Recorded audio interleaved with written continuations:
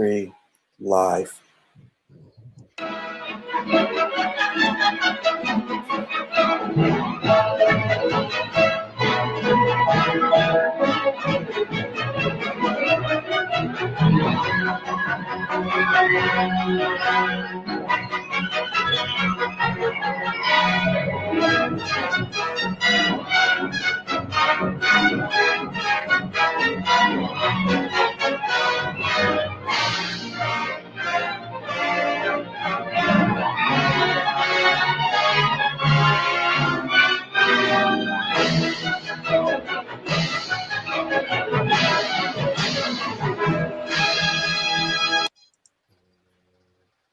Welcome, everybody. Welcome to Beyond the Bay Live, brought to you by the Bay Theater and the Bay Community Theater, which operates the Bay Theater. We're a nonprofit organization in Suttons Bay, Michigan, and we welcome you tonight to the Beyond the Bay Live Q&A discussion about the movie we showed last weekend, Mr. Smith Goes to Washington. Thank you all for being here tonight. We appreciate it very much. We have two panelists with us waiting in the wings here to meet you and talk to you about this. The first panelist we're going to introduce tonight is Kevin Maher. Kevin, there you are. Kevin is an industry professional, having worked for over 20 years at several studios, including Warner Brothers, 20th Century Fox, and Disney. Kevin is a member of the programming team at the Bay Community Theater and writes and maintains the film blog top10filmlist.com. Next, we have Ted Kroll. Ted is a film historian that taught at film classes at Trinity College in Hartford, Connecticut, and helped to establish a movie theater that is still operating today. Currently, Ted is a Leelanau County resident and a member of the programming team at the Bay Community Theater. So thank you very much for being here. We also have White Fang, who is going to be backstage for us and taking care of and answering questions. And how this is going to work today is that on your chat session, which is either on the side of your screen, or at the bottom of your screen, it's a chat comment area. It depends on what it's called, where you see it through your YouTube connection. We'd like you to go and say hello to people. I can see in everything we got Rita, Marilee, and a lot of people. Then Sheila's here too. So we have people already checking in, and we appreciate that very much. And to get everybody warmed up a little bit here, so what we'd like you to do is first, we're going to ask the panelists a simple introduction question. And what we'd like you to do is check in, but then also to post questions you have in there. And our White Fang, who is backstage, will post those questions to us as we go along here. First of all, the question is, I'm going to give this question to Kevin. Why is this film significant enough, the film Mr. Smith Goes to Washington, significant enough to remain a part of film history? Well, as I mentioned in the introduction, I hope everybody watched that, that it's stood the test of time because there are so many iconic moments in the film. Obviously, the climactic finish is very impactful, but it's the culmination of one of the greatest decades ever by a singular director, and that's Frank Capra. He capped off the 1930s with Mr. Smith Goes to Washington, and it really sort of puts a final stamp on just an impressive run of films that he had. And this film in particular, it just speaks to everything that Capra stood for, of his love for America, his love for the institutions that America represents, the monuments, the history, everything tied together in a very, consciously civic-minded film that still resonates. And I think we'll talk about the specifics of how it resonates as we move along. But I think that's why it's an icon of films. Yes, it is. Well, Ted, why do you think? Well, that was good. What do you think? I agree with what Kevin said, but I'd also say it's just an incredibly well-made film. The pacing of it is just, there's never there are a few moments when it slows down, but it's necessary to slow down. The photography is great. You have this guy, Slavo Vokovich, whatever his name was, who made these wonderful montage sequences. that go throughout the film. And, and in some, they always talk about Capricorn, which is, that he made these corny movies, and the movie goes by so fast that you really don't have a sense of a lot of sentimentality. I mean, sentimentality that really sticks in your throat, that kind of thing. So that's why I say because it's so well made. It's also that that 30s style of a movie where you just are engrossed in the movie because you relate to the actors. The actors are good. All those character actors and all that kind of thing. It's so, as Kevin said, not only is it kind of a keystone of Capra's career, but it's also that style of Hollywood movie. It's pre-World War II, when things started getting a little, people a little darker, and with Capra's, I don't know if it's his next film, but he makes A Wonderful Life, and there's all that dark stuff in It's a Wonderful Life, and this is all very upbeat. The good guys win, and the bad guys are really bad guys. I mean, they don't have real no redeeming qualities except for Claude Rains, who's has a conscience in the end. Anyway, that's what I have. Well, that's good. And I think we need to keep in perspective, this is 1939. This film was released on October 17th, 1939. Germany invaded Poland, the start of World War II, September 1st, 1939. We have to take in consideration where this movie is. And all the movies, there's a ton of movies that were classic films at that time. Because as you pointed out, Ted, and Kevin, you've said also, is how things changed as we got into the war years and after the war years, such as movies like we had, like It's a Wonderful Life or The Best Years of Our Lives and stuff like that. And then it still kept evolving. But we have reached a culmination of time period where the world has changed, will be changing with 1939. And it's amazing that this film has stayed around a long time and still is effective. So we do have a first question for you there, Sherry. Capra directed both this movie and It's a Wonderful Life. What similarities are there between the movies? Kevin, would you like to start for that, please? Yeah, sure. And you just touched on it, and where I think there's the biggest difference between these films, and between Mr. Smith Goes to Washington in 1939 and It's a Wonderful Life in 1946, Capra spent the good majority of that time in the Army, making the Why We Fight series. And it had a significant impact on his worldview. Some of the things that he saw, because he was able to he had access to both the Allies films, but he also had access to all the Axis films that were captured. So he saw all of the atrocities of World War II while they were essentially while they were happening, and it changed his worldview. So I think that It's a Wonderful Life is a much darker film than Mr. Smith Goes to Washington. There's still that hope, and it at the end of It's a Wonderful Life there is obviously hope, but to get there is a very dark journey. And Mr. Smith is, I think, Mr. Smith belongs in a trilogy as the center movie between Mr. Deeds Goes to Town in 1936 and Meet John Doe in 1941. And those three films belong together. I think It's a Wonderful Life belongs compared more closely to You Can't Take It With You, which came out in 1938, which starred Jimmy Stewart and Jean Arthur as well.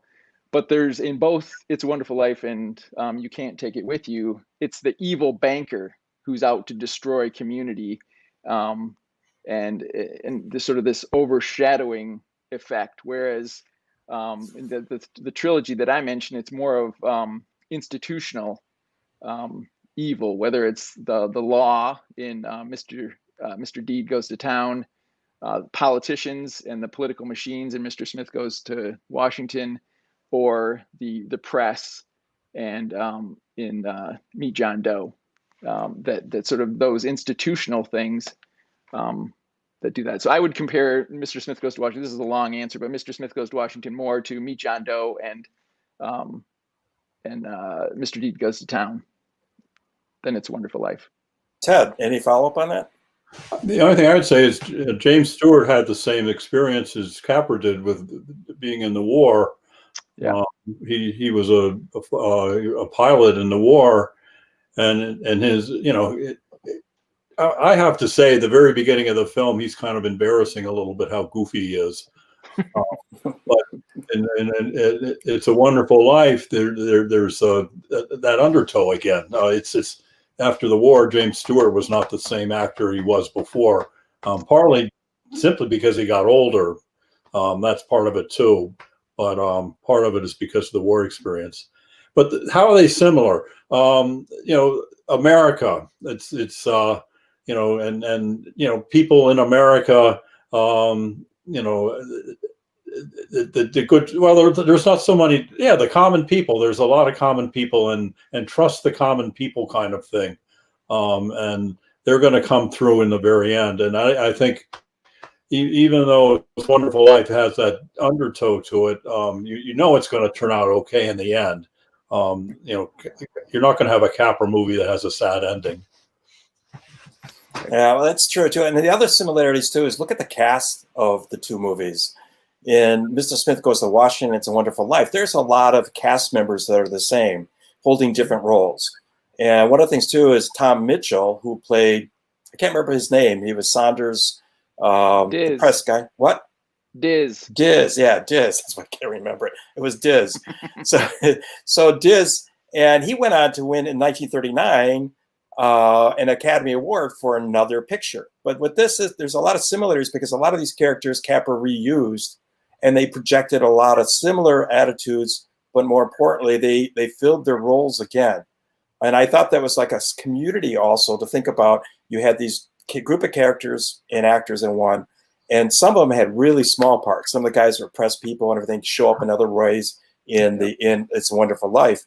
And I think when we look at it that way, I think you are really experiencing a journey here by Capra to not only use a cast member, but to bring the two movies in that period of time and what's happened. Because before in Mr. Smith Goes to Washington, the characters are all struggling just at the outbreak of the war.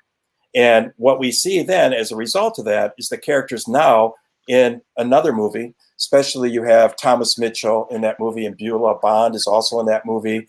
Yep. Those are really characters that come through in the movie again later, after the war, and what possibly has happened to them. Just as much as Jimmy Stewart and his brother and all that happened to him is causing the impact of that movie. And I think by having the similar characters come through, it kind of like you were saying there, Kevin, that it brings it together before the war and after the war. Just one other thought I had. There's the angel in It's a Wonderful Life, and then there's the president of the Senate in the the movie we're seeing. So he both, James Stewart gets this kind of bit of pickup from somebody from above helping him out. So that's where they're similar too, is that he has this inspiration from the wise character that is sort of out of the story, but is empathetic with him. Anything else on this topic? This is a good topic to think about because you have these two movies at different periods. 39 when the war starting. There's a 45, I think, when the other one was the war was ending. When the wars ended. And I think that's really impactful. So, yeah, I mean, It's a Wonderful Life was the last great Capra movie. I think he only made maybe 4 or 5 movies in total after It's a Wonderful Life because he became disillusioned pretty much with how Hollywood had changed from the benevolent studio system to a more independent production where the actors ran the show. So. It was not a success, and it only was in the 70s or so when it emerged for what we know it is today. Yep. Very good. All right. Do we have another question yet there? 1939 was a huge year for the film industry. What other iconic films were released that year? Let's go on. Kevin, we'll let you take it because you're the lead on this one. So we're going to let you take that one. no, just Kevin, go for it. I got a list for you for a minute. Well, here's the thing that I argue the fact that 1939 was the greatest film or year in film history. The reason why it's easily attributed that way is because it had Gone with the Wind and The Wizard of Oz. But if you take those two away, and granted those are two all-time classic, fantastic films, there is a long list of films behind that. Stagecoach, what else? Ninochka, Destry Rides Again, Dark Victory. There's a long list, and Ted can spit out the list as well, because I'm missing a bunch. But there was films, a long list in 1938 and in 1940. But it really, I think it's Gone with the Wind and Wizard of Oz that changed the trajectory of moviedom, and that's why they just assigned 1939. Yeah, and I agree with that. And growing up, I always heard that 1939 was such a big year. And as a kid, that was always the thing. And Gone with the Wind was what really did it. Wizard of Oz were two big movies. And then as you get older, you find out there's all these other movies I liked, that came out that year, and people were winning Academy Awards. Was it Stagecoach that Tom Mitchell won the Academy Award for? Yeah, he's supporting actor, which is the iconic Western. So it is a great year. Let me go down a list here. Okay. Yeah. We have Stagecoach, Young Mr. Lincoln, which is a great John Ford film. Only Angels Have Wings, which is another Jean Arthur great film. Ninochka, Love Affair, Charles Boyer, and what was it? Claudette. No, I'm not sure the other one. Mr. Smith Goes to Washington. The Women by George Cukor. Yes. Yeah. Wuthering Heights, The Roaring Twenties, Intermezzo. There's just a whole bunch here. Well, here's, if you want to put a sort of a fine point on this. In 1939, Jimmy Stewart alone starred in Made for Each Other with Carole Lombard, It's a Wonderful World with Claudette Colbert, Destry Rides Again with Marlene Dietrich, Mr. Smith Goes to Washington with Jean Arthur, and he made The Shop Around the Corner with Margaret O'Sullivan and with Ernst Lubitsch directing. So that's all within a 12-month span for just Jimmy Stewart. So he had a pretty darn good year because he had never been top billed before this year, before 1939. So he really blew up, as they say, in 39. And so as much as we see this film today, and it stayed remaining iconic, as we've talked about already, that is the largest reason why it didn't win as many Academy Awards. There were all these other films that I remember having watched before when I was younger, and people still recall and still want to see in their classic films. And that year just was loaded with them. And this got lost in the shuffle, but it has remained significant. That, I think it's amazing. And it's also before Citizen Kane, when stylistically things changed too, because this is, this classic style of drawing the viewer into this drama. You just get lost in it, and that's part of the typical Hollywood way of doing things, where you identify so closely with the characters that you kind of lose yourself completely. And there wasn't any kind of artistic, there's a lot of artistic parts to it, but it doesn't draw. It doesn't have the sense of being an artistic movie. I mean, there's no odd camera angles and that kind of thing. The pacing is just phenomenal. I mean, there's not a moment, you can't really think, because the next scene comes along before you can, before you know what happened in the last one, and there's the daughter who tries to seduce him, and she just disappears. She's there for an important part of the film and then goes away. It's things like that, and you don't miss her. That's the other thing. It's like, where did she go? It's like, who cares, Well, we talked a little bit about that in the pre-show, where we were talking about the sort of the middle to end of the screwball comedy era of Hollywood, which started in 1934 and went to probably 1941, where there was that fast-paced. Then you had, what's his name? Preston Sturges took over. Right, exactly. Yes. Yes. The genius Preston Sturges. And we had strong women in those. those things too, where women were strong and they're independent, and that's for Jean Arthur. We could talk more. We probably have a question. Talk a lot about her. Right. So White Fang, we have a question from the audience. Okay. No specific state is ever mentioned in the Senate. Does this speak to the broad-based appeal and longevity of the film's message? Kevin? Well, it was based on an unpublished short story called A Man from Montana.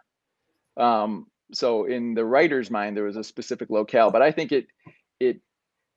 you'll find, I mean, I think a lot of movies of this era, it's either Los Angeles, San Francisco, New York, or everything else in America, and they could sort of flavor it once in a while. I go back to a Jean Arthur film where she's a congresswoman from Iowa, and then Iowa becomes a central portion of her character, which plays well to the comedy of that film. But I think in most films you would make it deliberately generic, so as not to offend, perhaps. Because when they did show this in Washington, D.C., as I mentioned in the intro, Capra sat next to the senator from Montana, who was so incensed by what he had watched about halfway through that he up and left the premiere in a huff, and everything spilled over in Washington, where there was much hatred for the film. So yeah, I think it's a great way to keep it broad and not be so specific. I found some information too, is that it was, there's a comment in the audience here, flyover country. Right. Yeah. Yes. And so that there was some question about whether that was based on a Broward, I think a guy's name from Montana, the senator that was so outrageous, because there was some story where he had come into there and caused some problems and stuff, or something was revealed about him. So I was amazed that they actually decided to do this film. It premiered in Washington, D.C., Yes. So, all right. So here, hi Gary. Here's a question from Gary. What parallels do you draw between Mr. Smith and today? Well, okay, Kevin, Ted, you spoke first on this one. Let you go first on that. I don't know that this is a hard subject to talk about, being this is supposed to be a nonpartisan, but I mean, it does. There's always been the sense that the double dealing and the lobbying that goes on in Washington, and that really hasn't changed much. There doesn't seem to be a whole lot of innocence. There's not a whole lot of Mr. Smiths going on in Washington these days. It's when I was watching this afternoon, it was just sort of like, wouldn't that be great if it really were like that, and somebody could go in and really just stick to his guns and had to have the happy ending. And it's just that things are so I don't know what to say. They're so cynical these days, and everything is done on a political basis. I mean, that's one thing you got to say about it. It's sort of no right wing, left wing kind of thing going on here. It's just the bad guys against the bad bosses trying to control everything. And I don't know if that's I don't know if you have the bosses like that, like they did. I don't know if they ever really had them like that. In other words, I'm just babbling on here, and I really don't have Kevin. I mean, I think it's a good question, because it sort of speaks to the crux of what Capra films are about. And someone alluded to Capricorn. Ted, you said that, where sometimes Capra would tip into schmaltzy, but the crux of what he was presenting in most every one of his films is idealism versus cynicism. So if you want to draw a parallel between Mr. Smith and now, you can look at things very idealistically or very cynically. And I think for most of us, it's much easier to look at things today very cynically. But I think it just makes you work harder if you want to look at things idealistically. And I think that's sort of the calling card of what this movie is about for today, is the idealist in the end does succeed. So yes, there's this great deal of cynicism in the movie and in politics today, but you just have to work harder to find that idealist that exists. And it doesn't matter your political stripe. There are idealists in across the spectrum. So I think that's, for me, that's the parallel today, is to work harder, to look for the idealism, because at the end of the day, this is a civic responsibility of, of what these people are committing their lives to. So if there's an idealist among them, search them out, find them, and those are the ones you should support. So that's my parallel.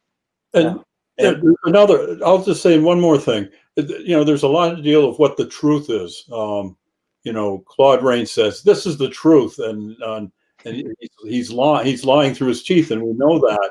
And well, we see a lot of that today, of straight-faced untruths. Mm-hmm.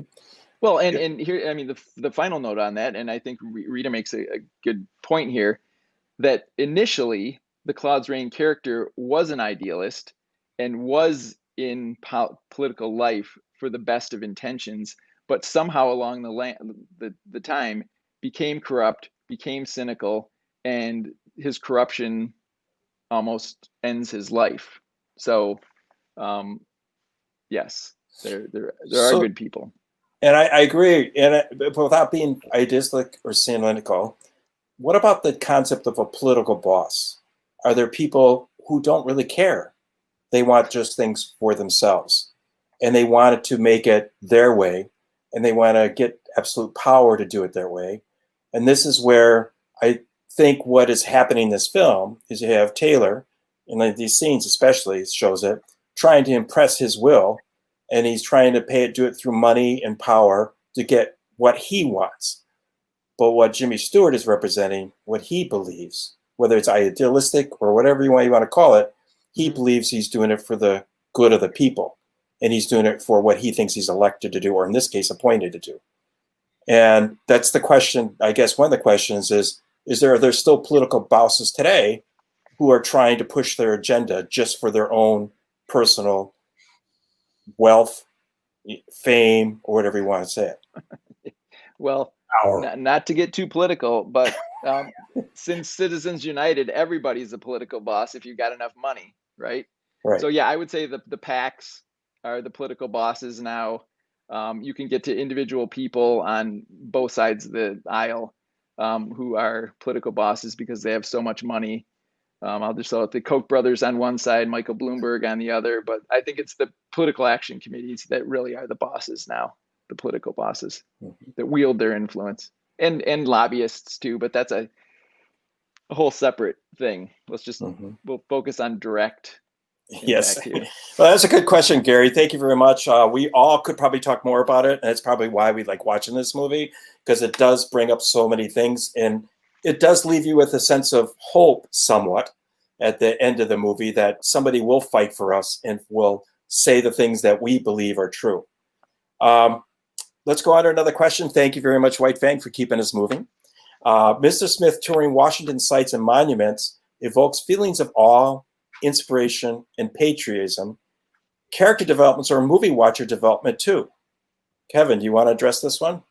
Well, I mean, that's where you get the bed of music with patriotic marches and the national anthem, and there's all sorts of things that layered in to those montages of the monuments, and that's where we get into the Capricorn. Those are the types of things that people point to when you get to the the overly corny stuff. But it again, I think it just reflects outside of the movie. It reflects Capra's feelings, and Capra at his very basic impulses was to champion America, was to champion, like I said at the top, the institutions that America stands for. So I think the character development for Jefferson Smith could have been accomplished with him, agog through the window, seeing the Capitol building lit up. The montage of him visiting the sites for both in the beginning, in awe, and then towards the end when he's more dismayed, it's Capra being Capra, I think. But That's my take. I'm going to jump in. I don't know how many people have gone to the Lincoln Memorial, but if you get there in the right time of day or when there are not many people there, that place can really knock your socks off. I mean, that's being kind of silly about it, but it really does a very inspiring place. And then there's this there's this great space and has great light in it. And then the only thing else there are these amazing two speeches, his second inaugural address and the Gettysburg Address, and it's just it truly is a holy place in America. So, and this comes from a guy who's pretty cynical about things. But I did have a couple of amazing times. It's open all the time, so you can go in the middle of the night there, which is another time to go if you're ever in Washington. Anyway, I grew up in D.C., so I had that opportunity. I've been to Washington D.C. many times over my life. And the last time was, I think it was 2010, where we had two big shut down whole Washington D.C. I got there between the two snowstorms, and then I stayed because of the other storm, and everything was shut down. But the sun came out the next day, and it was deep snow. And here I am in my suit, trudging through snow. And where do I want to go? I want to go see the Lincoln Memorial. And it was amazing still with all that snow. And you look up, and here's Lincoln looking down at everything again. Still, it's very powerful when you go there. It's just one of the best monuments I've ever been to. So, it's. He sure knew how to write. He sure knew how to write language too. Yeah. And I think the thing is too is that it leaves you with an impression for everybody, and it still does to this day. And I think in this movie, it is using a lot of awe and inspiration and patriotism. And again, remember when this film was out, 1939, when we needed to have that, and that was something that was starting to be presented, and it really struck home, I think. So, anything else? The other thing is the Senate chamber is very accurate to what it is. Mm-hmm. The lighting, they even had the ceiling to it and that kind of thing. You didn't have there's not very often very many people packed in there like they say. Right. Usually not much is going on actually, but it looks right. Mm-hmm. Yeah. All right. Can we say Miss Payne? Let's go on to the next question here. Do we say Miss Payne and Miss Payne and Miss Saunders were portrayed as opposite characters for the balance of the film? For balance in the film, not for the balance of the film, for the balance of the film. So we had the daughter, Miss Payne, and Miss Saunders were portrayed as opposite characters for balance in the film. Do you find that? Kevin? Yeah, I don't know that it's balanced because it's clearly a romantic comedy, and Jean Arthur's going to win the day eventually.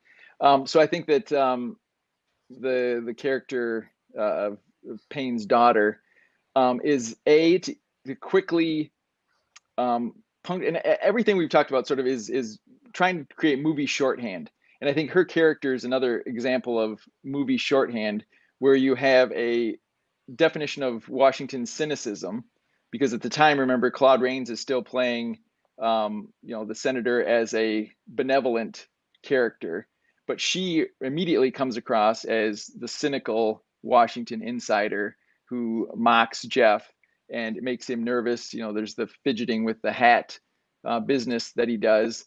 So I think that that's the shorthand for her. And to Ted's point earlier, that's why she can disappear, because they've established the cynicism with Jim Taylor and all his cronies, and then Senator Payne, his character shines through, so they don't need the daughter anymore. But she offers that shorthand. And then you look at Saunders on the other side, the Jean Arthur part, and she, like I said before, is a sort of the residual effect of the hardcore screwball comedies that led up to that, where you had smart women who were professionally driven and very strong and very cynical and whip smart. And Jean Arthur embodied that in Miss Saunders. And she was a hard character, cynical at the beginning, but remember, she has the greatest character arc in this film because she starts honestly cynical, and Jeff's idealism changes her throughout the film to the softness and at the end, and culminates the love story that way. So I don't think it's a balance, but I think they're both necessary markers in the film. So, Ted, what do you got to say about that? Well, we keep referring to Jean Arthur, but the Miss Payne, we have no idea. I've never seen her before or since. I mean, I'm sure she was a pinup or something like that. She's very attractive. But the other Astrid Elwyn is her What's name. Astrid Elwyn is her name, and she actually retired from acting in 1943. Oh, so okay. She was a short timer.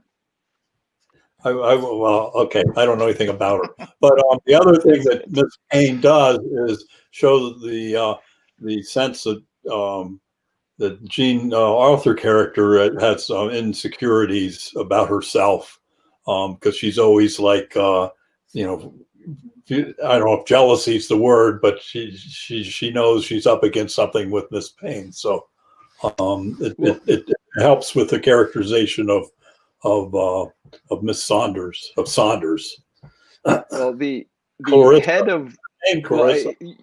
you mentioned her Jean Arthur's character's insecurities with her beauty. Harry Cohn, who was the head of Columbia Pictures, where this film was made, once described Jean Arthur as being half horse and half angel, because and it's true. She's not that true, but she's not a classic beauty, but she's still a very beautiful woman.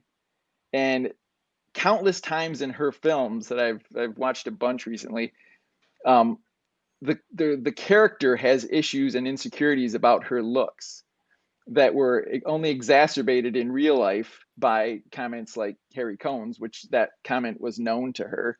So I think it's all these actors at that time, Astrid Elwyn, modern actors do today, where you assume something because you've seen them before.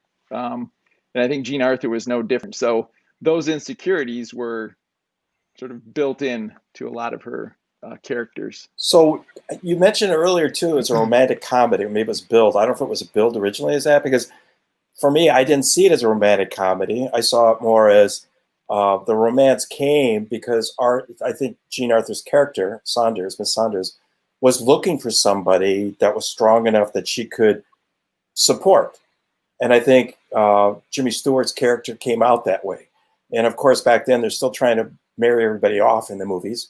And so with this case, that just ends up being, and she's the one that, helps him guide his way through around town and what's going on in Washington, and realizes that, yes, she can talk to him, and comes out and says, don't leave. I've got a plan for you. And then, they start talking and working together like that. And it builds her character into such that she is a stronger character. She's just not there for show like Miss Payne is. Miss Payne is there for show and just a throw-off character because she doesn't have any real substance. And what is I like the strength of her character in this movie, and how Jimmy Stewart unknowingly opens her up and says, okay, you can say these things. We can do these things. Just give me stuff and I'll help you. We can do this. Okay, let's go do this. And she's just like, oh, really? We can do that? Okay, let's go do this. See what happens. Yeah. Ultimately, she's the smartest person in the movie, bar none. She is the smartest person and drives the plot by first how she manipulates Smith, but then how she helps Smith. So I love her portrayal in this film. I love Jean Arthur. I think she's fantastic in everything she's done. Her voice is one in a million. Mm-hmm. Oh, tell me if I'm wrong, Kevin, but she was not really a Hollywood insider. She was always, she never really loved being a Hollywood star and all that kind of, she kind of walked away from it.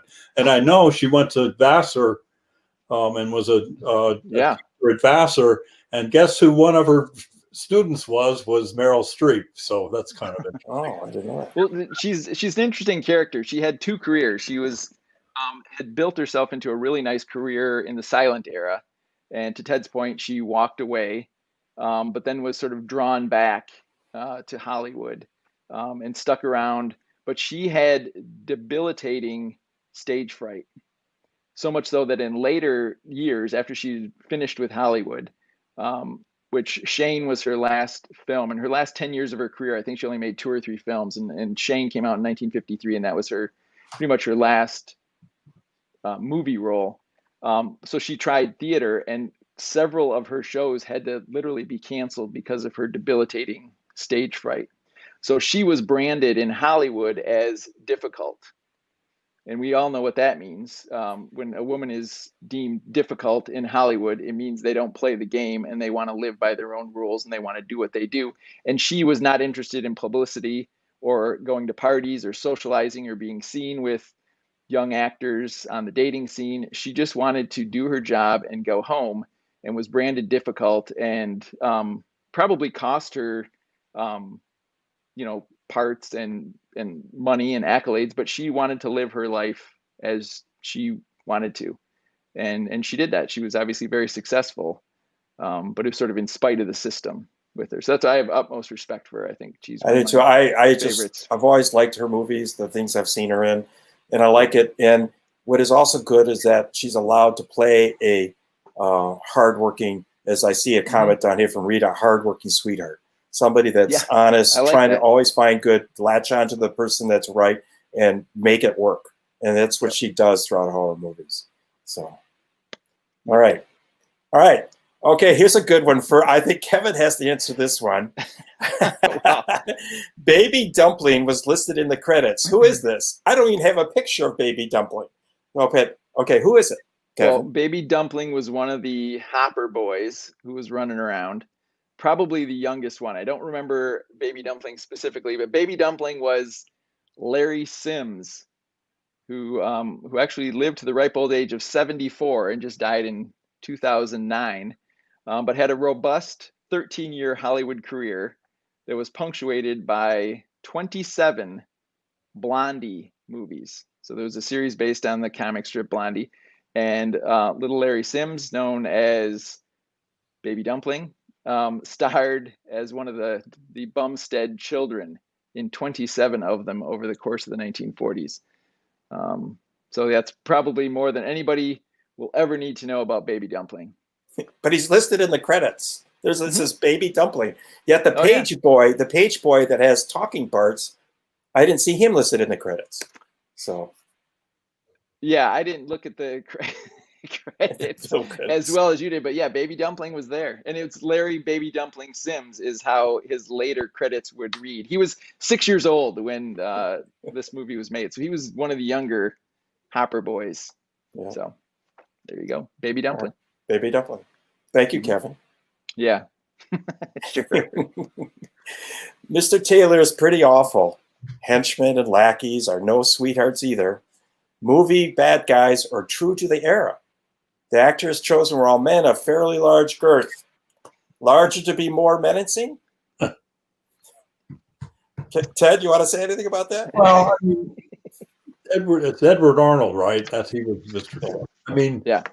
He's always, I don't know. There's a movie he made sometime called I don't know.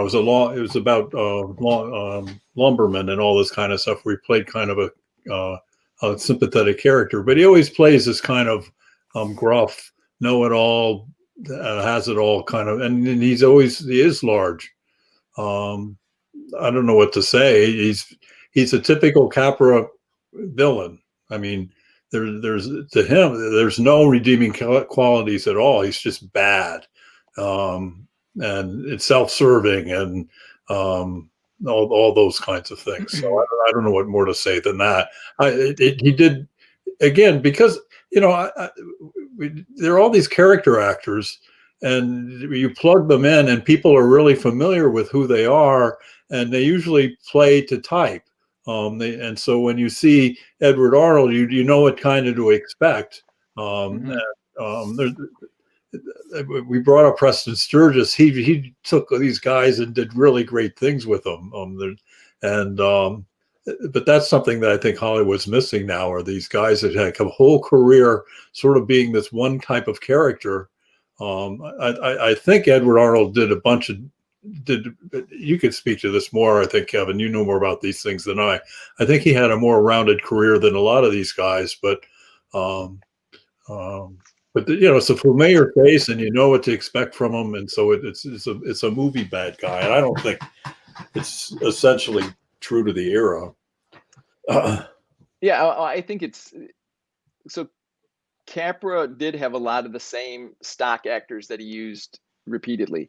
But an interesting thing here with Edward Arnold in particular was the year before, Edward Arnold starred as the bad guy banker in You Can't Take It With You. But I'm not giving anything away because it's an 85-year-old movie. So in the third act, he does have a change of heart, is all I'll say. So I think that's the year before. Now in 1939, he's the bad guy again in another Capra film with Jean Arthur and Jimmy Stewart. And so would there have been an expectation at the time for, even though he's a stock character as the evil industrialist, to have a change of heart eventually in Mr. Smith, just as he had the year before in You Can't Take It With You? So I think that's the interesting thing about these characters, that yes, Ted's dead on. They always played to type, but there's little wrinkles that these characters were given on occasion that could sow those doubts into people's mind that, okay, I know where this guy's going. And these guys were also terrific actors. Edward Arnold, for instance, started as a leading man in the 1920s and early 30s. And for some reason, towards the late 30s, he put on, 150 pounds and then decided, okay, if I'm going to be this big, I'm going to make it work for me, and became the character baddie in countless films in the 30s and 40s. It's Come and Get It. That's the movie I'm thinking of. Are you familiar with that one? Because that's got Frances Farmer, who was a sort of an interesting story in Hollywood. Yeah. She plays to a woman and then her daughter in different times, and Edward Arnold falls in love with both of the daughter. The mother dies, and then the daughter comes in, and all that kind of stuff. But it's an interesting film. Come and Get It. In the middle 30s somewhere. Sorry, I'm being real esoteric. Well, I'll go back onto the girth too, because there's also Eugene Pallett. Now, Eugene Pallett was the character that was Guy Kibbe's, or the governor's assistant, that was always talking about, you got to worry about Taylor. You got to worry about Taylor. Yeah, right. Yeah. And then he goes, and is he a bad guy, or is he just who is he? Is he Taylor's henchman that's assigned to monitor Guy? Because he keeps telling Taylor about everything Guy's doing. But also he's in the phone booth. There's this little shtick where he's in the phone booth and he's jammed in there and he can't get out. And they film him trying to get out and he's having a hard time get out. So you got all these guys with the big girth. Is that because they're menacing, or was it at the time that people with wealth, or politicians particularly, were just big guys because they were fat and lazy and couldn't do anything? Well, certainly a contrast to Jimmy Stewart. Yes, exactly. Yeah. Well, Eugene Pallett has maybe my favorite voice in all of moviedom. That scratchy, very hoarse thing. He was actually in, I think it's that way, My Man Godfrey as Carol Lombard's father, right? Yeah. Which is one of my favorite films of all time, and he's genius in that. But his claim to fame was that he created the most indelible version of Friar Tuck. Perhaps every single time they've done Robin Hood, his Friar Tuck is the quintessential performance. I think that was 36 or 37, something like that. But back to the girth thing. Yeah, I mean, I think it's again, movie shorthand, right? You can see a big guy with a 3-piece suit, maybe has a cigar stuck in his mouth. It's shorthand. They're the rich guys. Trouble. Okay. Yeah. Was Eddie Arnold Jr. Greenacre's Edward Arnold's son? I don't know. I don't know that either. That's a stumpy. What about our, see if anybody in our viewership knows the answer to that one. Does anybody know that I'm answer? done. I got the baby cakes one, or whatever that guy's name was. And so you found it. Well, I don't think so. I think he is. That is not his son. We can look it up again, but I think I saw something. I don't think it was the same. That's why he had to go by Eddie Albert.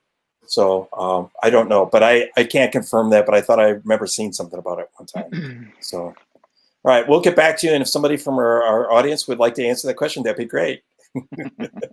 Let's go. Thank you, White Fang, keeping us moving. Governor Hopper, Guy Kibbe, being grilled by his sons at dinner regarding the Senate appointment is hilarious. The poor guy can't get a break. What did you guys think of that scene and the way the kids acted, etc.? Well, I will say his wife loves him in spite of it. Yeah. He loved his wife if he would. What, there are 8 kids or 10 Yes. kids? Yes. That's the thing that got me with all these kids there. And it didn't even seem to be a year apart. I guess they were all about a year apart. Right. Yeah. Yeah, there you go. There you go. Perfect. So he's got all these kids. And what about the kids that are there? They're all ages. They appear later on handing out flyers and the paper and everything else. But did they seem like kids that would be sitting around the table with the governor? Or did it seem more like the Bowery Boys meets the governor?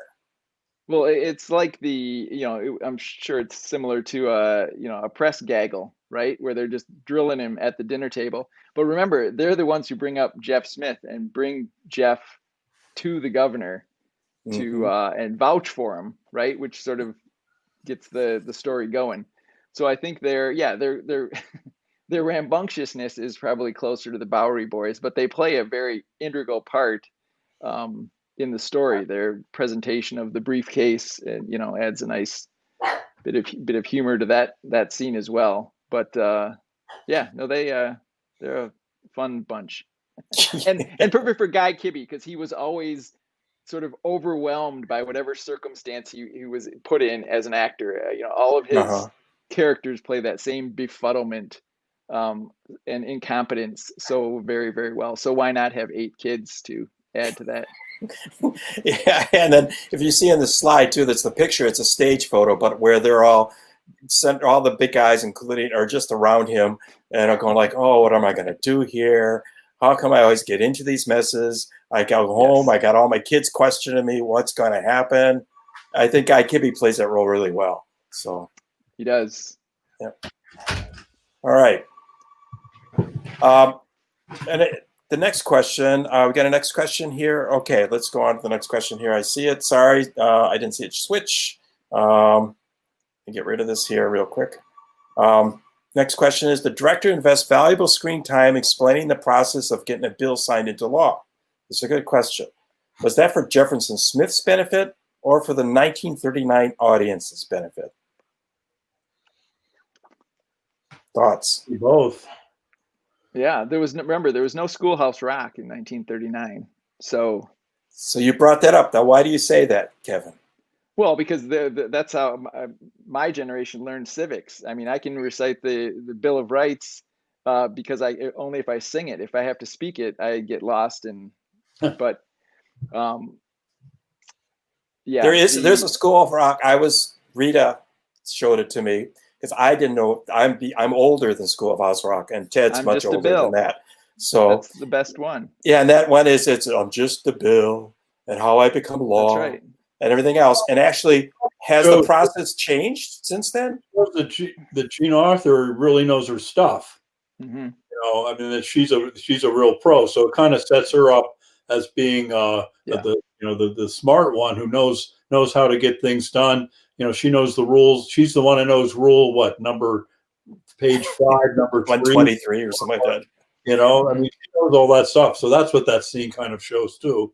And it also sets up for James Stewart to do his, filibuster, hamburger waves of grain or whatever, his little speech. Isn't that in that same scene where he starts talking about how beautiful the land is and where he lives and all that? And that's when he kind of grabs her. So there's Miss Smarty Pants talking to Mr. Naive, and then Mr. Naive, melts the heart of Miss Smarty Pants, So that's where and it's all because of this stuff. That it's another one of those great Hollywood scenes where they're talking about something else, but there's the emotions going underneath it all is different from what they're talking about. Mm-hmm. And I think if answering the question was for Jefferson Smith's benefit or the 1939 audience, I think it was good, and that's what part that makes this movie so timely and a part of history, because it hasn't changed. That is how you get a bill into law. It's still the same way, and it doesn't. You just don't show up one day and everybody votes on it. No, it takes a time. It goes back to discussion to committees, and then they have to vote on it. It goes out before the House or the Senate. They voted on it, and if it passes, it goes up to the next, over to the next House or Senate, to the next chamber, and then they have to go through the same old process. But even early on, it can go back to committee and back and forth. It may never become law. There's a lot that don't become law. Right. Well, the sign of a good screenplay is when they can offer exposition and move the plot along at the same time. And I think that's a case in point to Ted's point. It gives you a lot of information about Saunders. It gives you a lot of information in the sort of ignorance of Jeff Smith. And it also informs the audience at the same time. But so it's moving the plot, but giving very important exposition that then becomes a shorthand later when he has to introduce the bill on the floor of the Senate. Yeah, and then there's a committee scene. So the committee's mentioned, so people know the sense of what a committee is and that kind of thing. So yep. Oh, good. We got time for the last question. Okay. If this movie was stood the test of time, this has stood the test of time, could this movie be remade today? And how so? What do you think this would look like? Let's go with Kevin first. Well, the last question, we could take a couple minutes. In response to Gary's question, I gave my speech about idealism versus cynicism. But I think, unfortunately, the way that government is represented in most mainstream media enterprises, and I think of House of Cards or what was the other one? Can never think of the name of it. It was just about Dick Cheney, called Dick, and then even with Veep, which isn't as cynical as those two examples I just gave. Well, it's not as mean-spirited, I guess, but it's equally as cynical, right? Because they're buffoons for the most part. So I don't know that people would believe that an idealist exists. But like I told everybody, you got to just look harder to find one. But I don't know that it could be directly remade. But I like this idea that Dave, which we showed earlier in the month at the Bay, is somewhat of a loose remake. So I looked for that, and there's actually a website that compares old movies with new movies. It's called Deja Vu, and he'll take two movies from very disparate periods of time and then compare and contrast them. And he actually did a fairly interesting comparison between Dave and Mr. Smith. So that's good. Ted, what do you think? I really don't have anything more to add to it. I just don't think, I guess Tom Hanks comes the closest to be a, Smith, James Stewart. But I don't think you have actors today that have that kind of way of presenting themselves as being naive like that, and people not just dismissing them as being stupid. Films are other times, and if somebody remade it, if it was, they remade Manchurian Candidate, and it was a disaster, I thought. And it didn't have any of the nuances or warmth or depth or everything that the old one had. So I think the same thing would happen here. They would try to update it and make it hip and cool, and and then they would contrast it with probably they wouldn't let Smith win in the end, kind of thing, because that's the way things are these days. I don't know.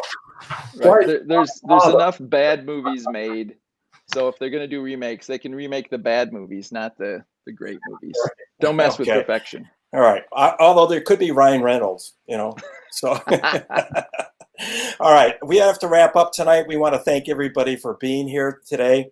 And we appreciate it very much. Playing at the theater right now is going to be, I got to click the right button here. Playing at the theater right now is the Halloween weekend is coming up. We're going to have movies for ghosts and goblins of all ages. We have Beetlejuice all weekend. We have Halloween, the original movie of the franchise, at 10:30 at night. It's the first time we're running a late night film. So if you'd like to go see that, please come at Friday and Saturday night. And then for the kids, for trick-or-treating, if they want to get dressed up, of course, everybody can come in costume all weekend. Hotel Transylvania's for kids at 2 o'clock on Saturday. So we have a big weekend for Halloween for us, a safe place to come and get dressed up and see the movies and have a good time. And to kick off the weekend, the Cherryland Ghostbusters group will be there with their full effect and costume, everything else, to get photo ops and everything to kick off the weekend with the start of Beetlejuice at 6:30 p.m. before Beetlejuice starts off on Friday. So that's what we have going on this weekend.